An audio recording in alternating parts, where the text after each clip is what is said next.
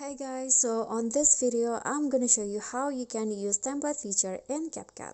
So here I'm already on CapCut apps and you can see that at the bottom here there's a template feature that you can use freely if you're on CapCut, and this feature is actually pretty helpful for you guys who is actually too lazy to edit your video like from scratch. You can just use the templates here. So if you click on the template feature, there will be lots of category.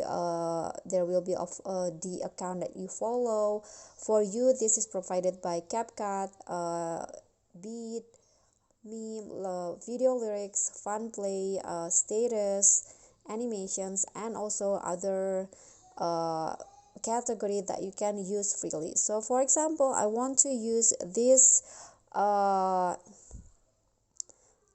template here, so you can just choose the templates that you want to use and then click on use template, and then after that choose photos or video that you want to edit.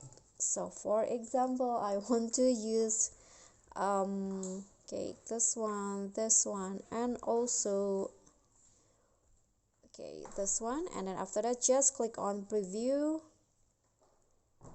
and your video based on the template will be created and you can just preview it here. So after that you can just click on export and your video will be saved to your gallery.